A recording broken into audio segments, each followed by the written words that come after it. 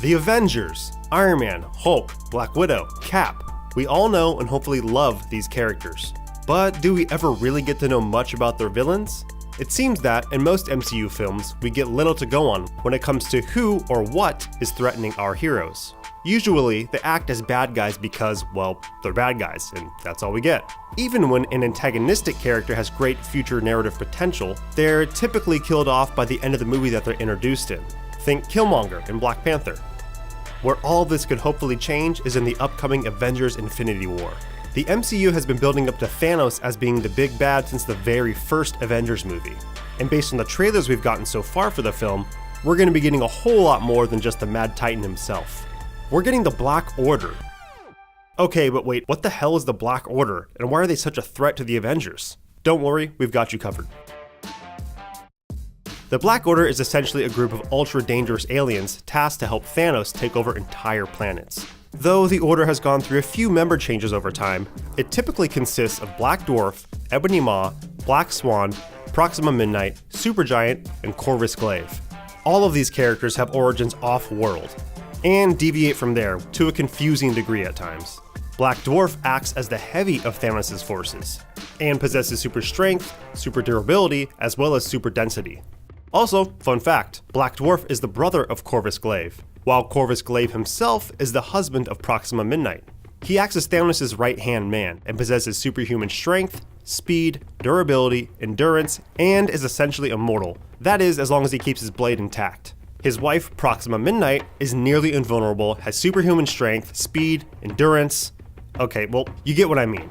Let's just keep it at this.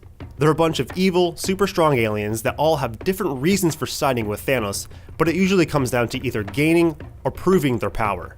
I could go on a very long time talking about the individual backstories of these guys, but I'll spare you the details, so let's push ahead. What's really cool is the Black Order is actually a fairly recent creation within Marvel Comics.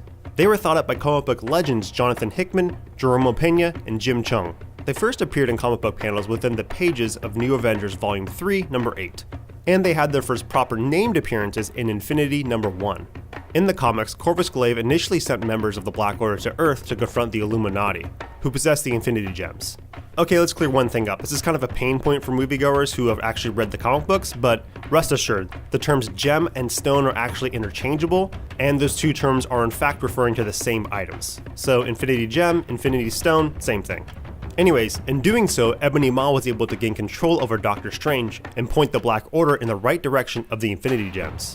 At the same time, Black Dwarf led his army in a charge against the forces of Wakanda, but was ultimately unsuccessful, having underestimated the strength and technological advancement of the nation.